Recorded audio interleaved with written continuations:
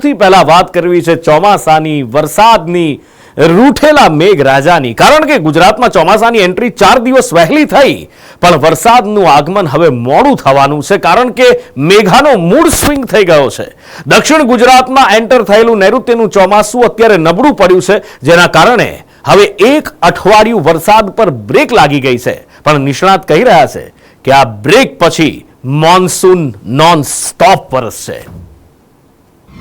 ચોમાસાની એન્ટ્રી વહેલા પણ વરસાદનું આગમન મોડું। 4 દિવસ વહેલા આવેલા ચોમાસાનો મૂડ બદલાયો। ચોમાસું નબળું પડતા મોન્સૂન પર લાગી બ્રેક। 1 સપ્તાહ બાદ દેખાશે તોફાની બેટિંગ। 11 જૂનના રોજ દક્ષિણ ગુજરાતથી નૈઋત્યના ચોમાસાની ગુજરાતમાં એન્ટ્રી થઈ હતી, જેના કારણે ગુજરાતના કેટલાક વિસ્તારમાં વરસાદ વરસ્યો હતો, પરંતુ 11 જૂન બાદ વરસાદ પર બ્રેક લાગી ગઈ છે। હવામાન નિષ્ણાંત પરેશ ગોસ્વામી કહી રહ્યા છે કે સિસ્ટમ નબળી થતા મોન્સૂન બ્રેકની પરિસ્થિતિ નિર્માણ પામી છે, જેના કારણે 1 સપ્તાહ સુધી વરસાદની શક્યતા નહિવત છે। IMD એટલે કે ઇન્ડિયન મીટિયોરોલોજી ડિપાર્ટમેન્ટના મોડેલોના ઇન્ડિકેશનના આધારે જોવા જાય તો ગઈકાલે એટલે કે 11 જૂન 2024ના રોજ નૈઋત્યનું ચોમાસું છે એનો પ્રવેશ ગુજરાતની અંદર થઈ ચૂક્યો છે, અને જેની જાહેરાત પણ હવામાન વિભાગ તરફથી અને અમારા જેવા પ્રાઇવેટ અને વેધર એક્સપર્ટ તરફથી કરી દેવામાં આવી છે। હવે જે રીતે જોવા જઈએ તો ગઈકાલે નૈઋત્યના ચોમાસાની શરૂઆત છે દક્ષિણ ગુજરાતથી થઈ છે। દક્ષિણ ગુજરાતમાં ચોમાસું પ્રવેશ કરી ગયું છે, પણ અનેક વખત એવું પણ બનતું હોય કે ચોમાસું રાજ્યની અંદર પ્રવેશ કરીએ પણ પ્રવેશ કરતાની સાથે ચોમાસું નિષ્ક્રિય થઈ જતું હોય છે। એવું અનેક વર્ષે બને છે, અને જેને કહેવામાં આવે છે મોન્સૂન બ્રેક। વરસાદની આતુરતાથી રાહ જોઈ રહેલા લોકોને ચોમાસાના વરસાદ માટે હજુ 1 સપ્તાહની રાહ જોવી પડશે, પરંતુ આવું કેમ થયું? હજુ તો મોન્સૂને એન્ટ્રી મારી જ હતી, હવે એકાએક બ્રેક કેમ? તો આ બ્રેક પાછળનું કારણ છે કે વરસાદ માટેની જરૂરી સિસ્ટમ જે ઉત્તરીય અક્ષાંશમાં પહેલા 18 ડિગ્રી પર હતી તે થોડી નીચે સરકતા 17 ડિગ્રી પર આવી ગઈ છે, જેને કારણે દક્ષિણ ગુજરાતમાં જે વરસાદ થવો જોઈએ તે નબળો પડી ગયો। South west monsoon Gujarat state में साउथ गुजरात के कुछ पार्ट्स में नवसारी वलसाड में जो प्रवेश किया था, प्रवेश होने के बाद मानसून थोड़ा सा वीक हुआ है, और इसका जो कारण है जो सीयर जोन था वो पहले 18 और 17 डिग्री के आसपास था नॉर्थ लेटीट्यूड पे, वो थोड़ा सा नीचे के साइड में शिफ्ट हो गया 17 के आसपास, जिससे जो रेनफॉल मतलब साउथ गुजरात रीजन पे होनी चाहिए थी वो थोड़ा सा वीक हो गया। ગુજરાતમાં હાલ ભલે ચોમાસું નબળું પડ્યું હોય, તેમ છતાં કેટલાક વિસ્તારમાં હળવો વરસાદ વરસી શકે છે। ઉત્તર ગુજરાત પર સક્રિય સાયક્લોનિક સર્ક્યુલેશનની અસરથી વરસાદ પડી શકે છે। હાલમાં ભલે ચોમાસાના વરસાદ પર બ્રેક લાગી હોય, પરંતુ નિષ્ણાંતોનું અનુમાન છે 1 સપ્તાહ બાદ દેખાશે તોફાની બેટિંગ। रेनफॉल का फोरकास्ट दिया गया है गुजरात स्टेट के लिए आइसोलेटेड प्लेसेस पे लाइट रेन का। तो ये अभी एक साइक्लोनिक सर्कुलेशन बना हुआ है नॉर्थ गुजरात में, जिसके कारण आज बारिश होगी, और आने वाले दिनों में बारिश की जो मतलब टेंडेंसी है वो थोड़ी थोड़ी डिक्रीजिंग टेंडेंसी है। ગુજરાતમાં હાલ ભલે વરસાદનું પ્રમાણ ઘટતું દેખાય, પરંતુ આગામી દિવસોમાં ફરી વરસાદનું જોર વધશે અને રાજ્યના અન્ય કેટલાક વિસ્તારોમાં વાવણી લાયક વરસાદ શરૂ થશે। હાલ તો ગુજરાતમાં 4 દિવસ વહેલા આવી પહોંચેલા મોન્સૂને નાનો અમથો બ્રેક લીધો છે, જે થોડાક જ દિવસોમાં ફરી પાછું ફરશે અને ગુજરાત પર વગર બ્રેકે નોન સ્ટોપ વરસશે। બ્યુરો રિપોર્ટ, સંદેશ ન્યૂઝ। અને આગળ વાત કરવી છે રાજ્યની ખસ્તા હાલ સરકારી હોસ્પિટલોની, કારણ કે ગુજરાતની હોસ્પિટલો રામ ભરોસે ચાલતી હોય એવું લાગે છે। હોસ્પિટલમાં સુવિધા નથી, દવા નથી, ઇન્જેક્શન નથી, સાધનો નથી, અને દર્દીઓ છે કે રામ ભરોસે છે, પણ સરકારી ડોક્ટરો અને કર્મચારીઓને લીલા લહેર છે। ડોક્ટરો અને કર્મચારીઓ હોસ્પિટલ આવતા નથી, પણ હાજરી પત્રકમાં સાહેબો હાજર બતાવે છે, અને આવું અમે નથી કહેતા। ધારાસભ્યની સરકારી હોસ્પિટલની ઓચિંતી મુલાકાતમાં ખુલાસો થયો એટલું જ નહીં, બીજા ઘણા બધા ઘટસ્ફોટ થયા છે। હવે એ જુઓ। ગરીબ માણસ સમજશે અને દવાખાને આવ્યા પણ ડોક્ટરો નથી, અને હવે મારે જવું કંઈ નહીં કરતો દવાખાના બંધ કરતા હોય તો સારું। નસવાડી તળાવ કુલ 8 PSC છે, એની વાત કરીએ આપણે તો PSC ડોક્ટર એક જ છે। આજથી 4 દિવસ પહેલા એટલે કે 8 જૂન 2024ના રોજ સંદેશ ન્યૂઝે અહેવાલ પ્રસારિત કર્યો હતો કે છોટાઉદેપુરના નસવાડીમાં ડોક્ટરોની લીલા લહેરના કારણે દર્દીઓને ભારે હાલાકી ભોગવવી પડી રહી છે। ગરીબ માણસ છે અને દવાખાને આવ્યા પણ ડૉક્ટરો નથી અને હવે મારે જવું કંઈ એની કરતાં દવાખાના બંધ કરતા હોય તો સારું બરાબર. એટલે અમે ગરીબ માણસ છે અને અમારે ખેતીનો ટાઈમ આવ્યો અને આ દવા લેવાના આવે એક તો ખેતીનો ટાઈમ, હવે દવા લેવાનો સમય અને ડૉક્ટરો ના હોય. નસવાડી તાલુકાની 7 પીએચસીમાં ડોક્ટરોનો અભાવ છે. બોન્ડેડ તબીબો રજા લીધા વગર રફુ ચક્કર થઈ જતા દર્દીઓને સારવાર માટે ધક્કા ખાવા પડી રહ્યા છે. ખુદ ઇન્ચાર્જ સીડીએમઓએ સંદેશના કેમેરા પર આ કબૂલાત કરી છે. નસવાડી તાલુકામાં કુલ 8 પીએસસી છે. એની વાત કરીએ આપણે તો જીજીપીએસસી ડૉક્ટર એક જ છે. બાકીના 7 ડૉક્ટરો બોન્ડેડ છે અને એમાં કાયમી ડૉક્ટરો નથી. આ જે બોન્ડેડ ડૉક્ટરો છે ફક્ત એક જ ડૉક્ટરે રજા મંજૂર કરાવેલી, બાકીના ડૉક્ટરો રજા મંજૂર કર્યા વગર જતા રહ્યા છે. એટલે અમે નસવાડી માટે બીજા બ્લોકમાંથી પણ ડેપ્યુટેશન કરીએ છીએ રોટેશનમાં અને આ જે તકલીફ પડે છે એને કમ્પેન્સેટ કરવા ટ્રાય કર્યો છે. તમને થતું હશે કે તો પછી આ પીએચસીમાં સારવાર કોણ આપતું હશે, દર્દીઓને દવા કોણ આપતું હશે? ત્યાંનો આરોગ્ય કર્મચારી કહી રહ્યો છે કે જરૂર પડે તો ફાર્માસિસ્ટ દવા આપે છે. એમ નથી ડૉક્ટર અહીંયા, એ રજા પર ગયેલી છે, એમને એલડબ્લ્યુપી કરેલી છે. તો સારવાર કોણ આપે અહીંયા દર્દી આવે તો આપણે? સારવાર હમણાં કોઈ આપતા નથી. જૂના કોઈ કેસ લખેલા હોય તો જે નોર્મલ દવા હોય છે એ ફાર્માસિસ્ટ હોય તો આપે છે. ફાર્માસિસ્ટને બી 2-3 પીએચસીનો ચાર્જ છે. તે દિવસ ફાર્માસિસ્ટ ના હોય તો રિઝર્વ સ્ટાફ આપે દવા. નોર્મલ જે દવા હોય તે આપે, એમ બીજી વધારાની કોઈ મોટી બીમારી હોય તો ના આપે. લો બોલો જોઈને નસવાડી પીએચસી સેન્ટરમાં ચાલતી પોલમ પોલ. ડોક્ટરો કરે છે જલસા અને દર્દીઓ ભગવાન ભરોસે. આ ઘટનાનો અહેવાલ સંદેશ ન્યૂઝ પર પ્રસારિત થતા ધારાસભ્ય દોડતા થઈ ગયા છે. આજે 2 ધારાસભ્ય છોટાઉદેપુર સંખેડાના ધારાસભ્ય અભયસિંહ તડવીએ નસવાડીના રેફરલ હોસ્પિટલ અને સામૂહિક આરોગ્ય કેન્દ્રની ઓચિંતી મુલાકાત લીધી હતી, તો ભરૂચ જંબુસરના ધારાસભ્ય ડીકે સ્વામીએ સબ ડિસ્ટ્રિક્ટ હોસ્પિટલની સરપ્રાઇઝ વિઝિટ લીધી હતી. ધારાસભ્યોની ઓચિંતી મુલાકાતમાં સરકારી હોસ્પિટલમાં ચાલતી પોલમ પોલ ખુલ્લી પડી છે. ક્યાંક ડોક્ટર નથી, ક્યાંક દવા નથી, ક્યાંક સાધનો નથી અને જે સાધન સામગ્રી ઉપલબ્ધ છે તેનો ઉપયોગ પણ નથી કરાતો. સંખેડાના ધારાસભ્ય અભયસિંહ તડવીની ઓચિંતી મુલાકાતમાં નસવાડીના દવાખાનામાં દવાઓની અછત, સોનોગ્રાફી મશીન, સીબીસી મશીન ન હોવાનું ખુલ્યું છે. અહીંયા સીએસસી નસવાડીમાં અત્યારે 2 વર્ષથી છેલ્લા સીબીસી સેલ કાઉન્ટર મશીન બંધ છે, એ જે બગડેલી હાલતમાં છે, એટલે અત્યારે એ ચાલુ નથી. અત્યારે જેને અત્યારે જરૂર હોય, જેને વધારે જરૂર હોય એ લોકો અત્યારે બહાર જાય છે. બહાર અહીંયા ટ્રસ્ટની હોસ્પિટલ છે મારુતિ, એમાં જાય મોકલે છે. તકલીફ તો કેટલા વખતથી છે સર. અહીંયા સોનોગ્રાફીની સુવિધા થઈ જાય તો બહુ સારું કહેવાય. અમારે પણ બહુ તકલીફ પડે છે સર. આ બધા વચ્ચે હોસ્પિટલમાં નવું એક્સરે મશીન ધૂળ ખાતું મળી આવ્યું છે, જેને ધારાસભ્યોએ સાફ કરી બહાર કાઢ્યું છે, પણ ટેકનિશિયનના અભાવે તે ચાલુ થઈ શકે તેમ નથી. ઓચિંતી મુલાકાત આજે લીધી છે અને એમાં જમવાનું મળતું નથી. ખાસ કરીને દર્દીઓને સોનોગ્રાફી મશીન નથી, સીબીસી મશીન નથી, એ એક્સરેની ટ્યુબ ઉડી ગયેલ છે. અંદાજે 90,000ની આવે છે, એ પણ અવેલેબલ નથી. નાનું નવું એક્સરે મશીન 6 મહિનાથી અહીંયા આવેલું છે, છતાં પણ એને ટેકનિશિયનને અભાવે ચાલુ કરેલ નથી. તો આ અંગે મેં મહેરબાન કલેક્ટર શ્રી સાહેબ છોટાઉદેપુરને રૂબરૂ ટેલિફોનિક વાત કરી છે અને આરડીસી ચોબીસાને પણ મેં વાત કરી છે. તો જે ખૂટતી સુવિધાઓ છે એ વહેલી પૂરી થાય એનું લિસ્ટ પણ મેં લીધું છે. તો ભરૂચ જંબુસરના ધારાસભ્ય ડીકે સ્વામીએ પણ સબ ડિસ્ટ્રિક્ટ હોસ્પિટલમાં સરપ્રાઇઝ ચેકિંગ હાથ ધર્યું હતું, જેમાં હોસ્પિટલના સુપ્રિન્ટેન્ડન્ટ ગેરહાજર નજરે પડ્યા હતા. ફોન કર્યો તો સુપ્રિન્ટેન્ડન્ટે ટ્રાફિકનું કારણ આગળ ધરી દીધું, તો સાથે હોસ્પિટલના કર્મચારીઓ ગેરહાજર હોવા છતાં હાજરી પત્રકમાં સહી કરેલી હોવાનું ખુલ્યું છે, જેને લઈને ધારાસભ્યએ કર્મચારીઓને ટકોર પણ કરી છે. એમને કંઈક ટ્રાફિકને હોવાને કે મોડા આવ્યા અને આમ કાયમ આવી જ જાય છે, પણ છતાંય મેં સૂચના આપી કે ટાઈમે આવી જાવ તો વધારે સારું અને આવનાર દિવસોની અંદર ટાઈમે આવશે, પણ હાજરી એમની હોવી જોઈએ પણ ટ્રાફિકને લઈને મોડા આવ્યા છે, પણ કાયમ રજિસ્ટરની તપાસ્યું તો એમાં બધું સહી કરેલી હતી ને બધા સ્ટાફે સારી રીતે સહયોગ આપી રહ્યા છે. હોસ્પિટલ પણ સારી ચાલી રહી છે. એના કર્મચારીઓ આમાં મેં રજિસ્ટર જોતા એવું લાગ્યું કે કદાચ કોઈ ગેરહાજર છે, પણ છતાંય જે મારે કહેવાનું હતું એ મેં કીધું છે ને આવનારા દિવસોની અંદર સ્ટાફે પણ મને વિશ્વાસ આપ્યો છે કે ફરીથી આવું નહીં થાય.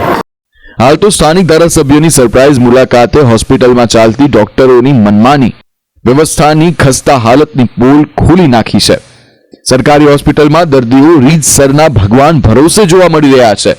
હોસ્પિટલમાં નથી ડોક્ટર, નથી દવા કે નથી કોઈ અન્ય સુવિધા, જેને લઈને ધારાસભ્યોએ યોગ્ય જગ્યાએ રજૂઆત કરી ઘટતી વ્યવસ્થા પૂરી કરવાની વાત કરી છે.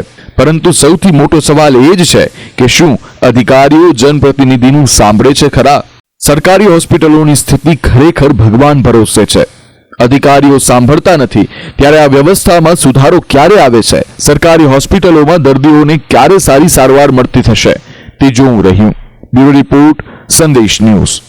રાજ્યમાં પહેલેથી જ બાળકોની સુરક્ષા પર, એમની સલામતી પર અનેક સવાલો ઉઠી રહ્યા છે અને રાજકોટના અગ્નિકાંડ પછી એ સવાલો વધુ પ્રબળ બન્યા છે. નવું શૈક્ષણિક સત્ર શરૂ થઈ રહ્યું છે અને એને લઈને તપાસ કરવામાં આવી રહી છે કે સ્કૂલોમાં ફાયર સેફટી છે કે નહીં, સ્કૂલ વાનમાં બાળક સલામત રહેશે કે નહીં. પણ કેટલીક શાળાઓમાં હજી પણ ફાયર સેફટી નથી દેખાતી અને સાથે જ સ્કૂલ વાનની સુરક્ષા મુદ્દે તો સ્કૂલ સંચાલકોએ હાથ જ અદ્ધર કરી દીધા છે. બાળકોની સલામતીને લઈને સવાલો ઉઠ્યા છે ત્યારે શું છે બાળકોની સલામતીનો આ પ્રશ્ન?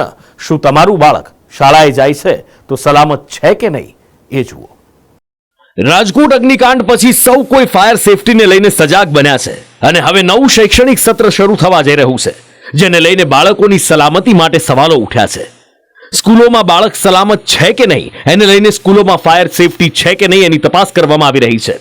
મોટાભાગની સ્કૂલોમાં ફાયર સેફટી જોવા મળી રહી છે, પણ હજી કેટલીક એવી શાળાઓ છે જ્યાં બાળકોની સલામતી સામે સવાલો ઉઠે છે. હજી કેટલીય શાળાઓમાં ફાયર સેફટી નથી, જેને લઈને જે તે શાળાને સીલ મારવાની કામગીરી કરવામાં આવી રહી છે.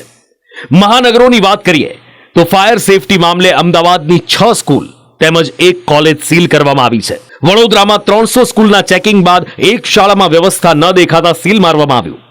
રાજકોટમાં હાથ ધરાયેલ શાળા કોલેજોના ચેકિંગમાં 299 શાળા કોલેજ ફાયર સેફટી અને બીયુ પરમિશન વગરના હતા માટે સીલ કરી દેવામાં આવ્યા. સુરત મહાનગરપાલિકાની 235 માંથી 181 શાળામાં ફાયર સેફટી ન હોવાનું ખુલ્યું છે.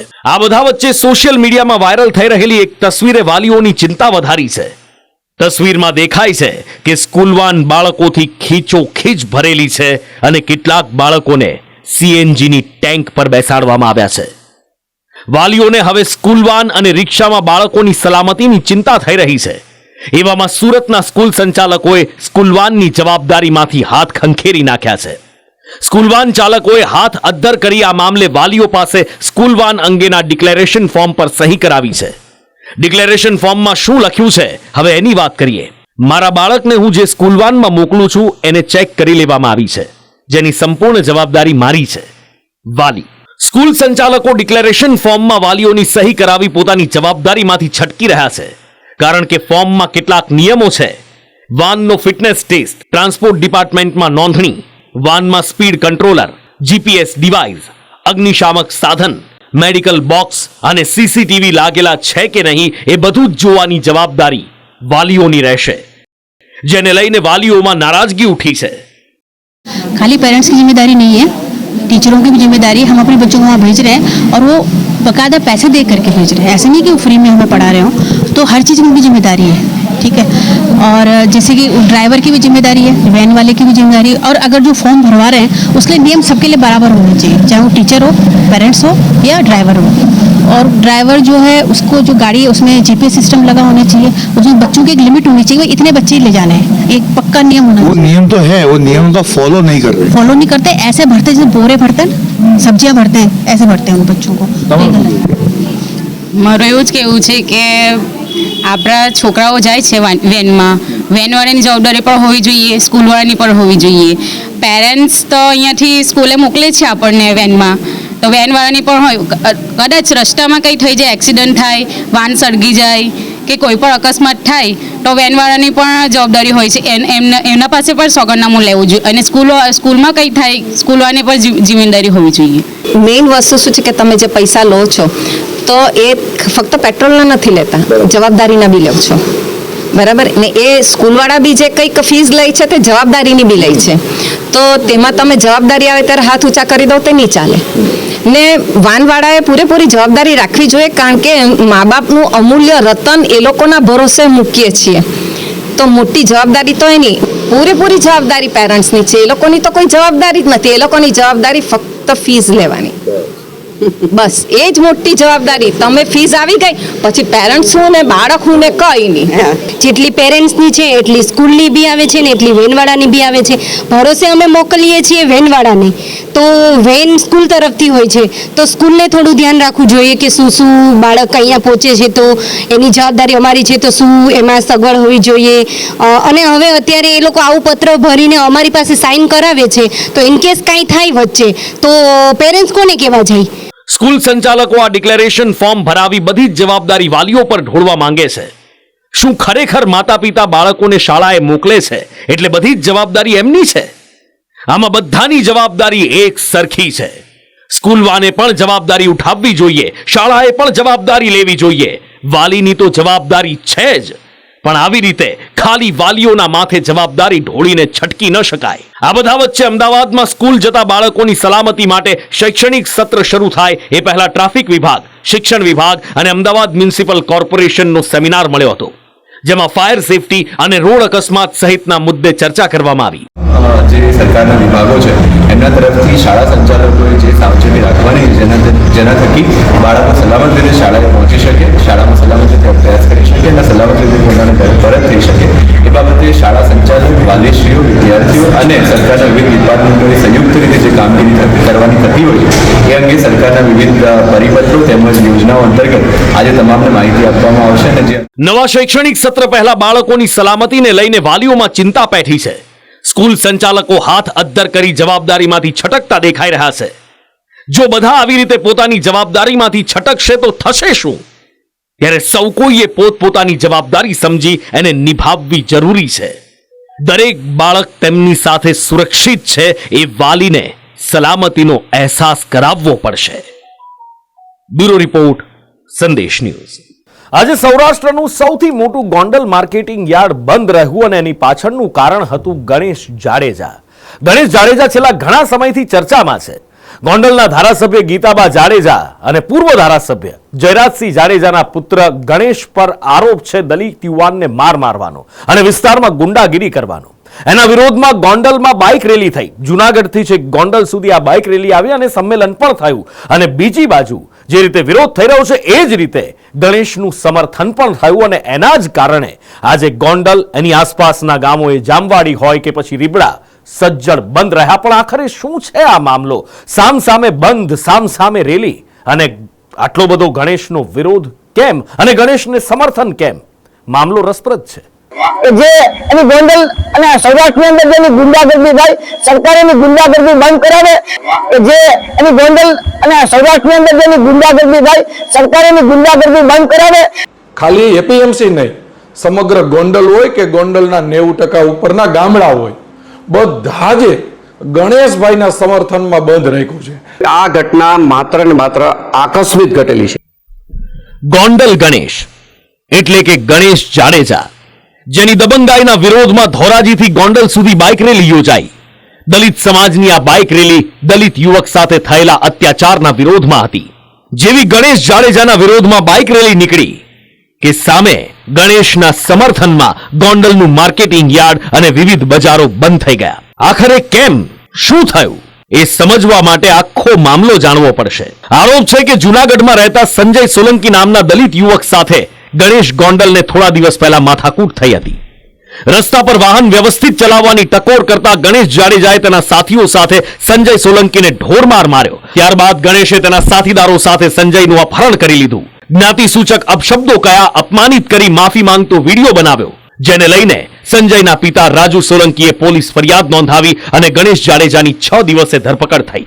ગણેશ જાડેજાનો પરિવાર સક્રિય રાજકારણમાં છે. તેમના માતા ગીતાબા જાડેજા હાલ ધારાસભ્ય છે અને પિતા જયરાજસિંહ જાડેજા પૂર્વ ધારાસભ્ય. ગણેશ જાડેજા પર લાગેલા આરોપો અતિ ગંભીર છે, જેને લઈને આ મામલો હાઈ પ્રોફાઇલ બની ગયો છે. ગણેશ સામે ફરિયાદ કરનાર સંજય સોલંકી પણ રાજકીય કનેક્શન ધરાવે છે. સંજય જુનાગઢ શહેરનો NSUI પ્રમુખ છે અને આજે ગણેશ જાડેજાની દબંગાઈ વિરુદ્ધ અનુસૂચિત સમાજે ધોરાજીથી ગોંડલ સુધી બાઇક રેલી યોજી. આ બનાવના વિરુદ્ધમાં આજે ગોંડલ સુધી રેલી સ્વરૂપે જઈ રહ્યા છીએ અને ગોંડલની અંદર અમે એને કહેવા જઈ રહ્યા છીએ કે અમે ગોંડલમાં આવીને પણ અમે કોઈથી બીતા નથી અને અનુસૂચિત જાતિ સમાજ હવે કોઈથી ડરતો નથી. અમારી મુખ્ય માંગણી કે જે એની ગોંડલ અને સૌરાષ્ટ્રની અંદર જેની ગુંડાગર્દી થાય, સરકાર એની ગુંડાગર્દી બંધ કરાવે. જો સરકારની તાકાત ન હોય ગુંડાગર્દી બંધ કરાવવાની, તો અમે પણ એટલા સક્ષમ છીએ કે ગોંડલ સુધી જઈને એની ગુંડાગર્દી બંધ કરાવી શકીએ. ગોંડલમાં એક બાજુ વિરોધ હતો અને બીજી બાજુ સમર્થન. ગણેશ જાડેજાના સમર્થનમાં સૌરાષ્ટ્રનું સૌથી મોટું marketing yard Gondal marketing yard બંધ રાખવામાં આવ્યું. માર્કેટિંગ યાર્ડ સાથે સોની બજાર અને કાપડ બજાર પણ લોકોએ સ્વયંભૂ બંધ રાખ્યા. પણ ગુંડા પરિવાર હોય તો આ 3 વખત 4 વખત જે ચૂંટાઈ નહીં, આમ જનતા એની સાથે છે. અને તમે હરુભરું અહીંયા રૂબરૂ આવીને મુલાકાત કરો ગોંડલની, આમ જનતાને પૂછો. આમાં કોઈ મીડિયાવાળા ભેગા ન રાખો તો કઈ નહીં, પોલીસને ભેગી ન રાખો, એમને પૂછો. આ ધારાસભ્ય અને એમના પુત્ર હંમેશા વેપારીઓ સાથે સુખ દુઃખમાં હંમેશા જોડાયેલા રહ્યા છે. ત્યારે જ્યારે આ પ્રશ્ન આવ્યો છે તો એના સમર્થનમાં સ્વયંભૂ સોની બજાર અને સમસ્ત વેપારી મહામંડળ જોડાણા છે. એ વ્યાજબી છે, પણ આ રીતે બધું આ જે રીતે અત્યારે વાતાવરણ હાલે છે કે ગોંડલમાં ગુંડાગર્દી છે એવું કંઈ છે નહીં. એ તો હંમેશા એ પરિવાર હંમેશા વેપારીઓના નાના મોટા પ્રશ્નોમાં સાથે રહ્યો છે. પણ એક વ્યક્તિના સમર્થનમાં સૌરાષ્ટ્રનું સૌથી મોટું માર્કેટિંગ યાર્ડ બંધ રહેતા કેટલાક આરોપો લાગ્યા છે. યાર્ડના સત્તાધીશો તેમજ જિલ્લા ભાજપ પ્રમુખ પર આરોપ લાગી રહ્યા છે કે રાજકીય કનેક્શન હોવાના કારણે યાર્ડ બંધ રાખવામાં આવ્યું છે. જેના પર જિલ્લા ભાજપ પ્રમુખ અલ્પેશ ઢોલરિયાએ સ્પષ્ટતા આપી છે કે ગોંડલ યાર્ડ અમે બંધ નથી રાખ્યું, એસોસિએશનની રજૂઆતના પગલે બંધ રખાયું છે. ગોંડલ માર્કેટિંગ યાર્ડ છે ને, એ અમે લોકોએ બંધ નથી રાખેલું. ગોંડલ માર્કેટિંગ યાર્ડ ચાલતું હોય, અમારું કમિશન એજન્ટ એસોસિએશન હોય, અમારું વેપારી એસોસિએશન હોય, અમારું મજદૂર સંઘ એસોસિએશન હોય. આ બધા એસોસિએશને અમને લખીને લેખિતમાં આપ્યું કે 12 તારીખે ગણેશભાઈના સમર્થનમાં ગોંડલ માર્કેટિંગ યાર્ડ અમારે બંધ રાખવું છે. અને વેપારી નો આવે, કમિશન એજન્ટ ભાઈઓ નો આવે, મજૂર નો આવે, એટલે એપીએમસી તો એમ પણ બંધ રહેતું હોય છે. એપીએમસી ની અંદર પર ડે 15 થી 25,000 માણસોનો મેળો થતો હોય. આજે એપીએમસી ગોંડલના અમારા ગણેશભાઈના સમર્થનમાં સંપૂર્ણપણે કામકાજ બંધ. ખાલી એપીએમસી નહીં, સમગ્ર ગોંડલ હોય કે ગોંડલના 90% ઉપરના ગામડા હોય, બધા જ ગણેશભાઈના સમર્થનમાં બંધ રહે. આ મામલો છેલ્લા ઘણા સમયથી ચર્ચાઈ રહ્યો છે. ગણેશ જાડેજાના પિતા અને પૂર્વ ધારાસભ્ય જયરાજસિંહ જાડેજાએ નિવેદન આપતા કહ્યું કે ગણેશે જે કર્યું એ કોઈ કાવતરું નહોતું, આકસ્મિક ઘટના હતી. તેમણે એ પણ કહ્યું કે તેમને ન્યાયતંત્ર પર પૂરેપૂરો ભરોસો છે.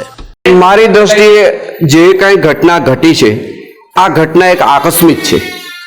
અને આકસ્મિક ઘટના કેને કહી શકાય કે દાખલા તરીકે તમે અત્યારથી તમારું વ્હીકલ લઈને તમે તમારા ઘરે જાઓ છો અને તમારે કદાચ કોઈની હારે અથડાવવાનું થાય તો તમારો કોઈ ઈરાદો ખરો?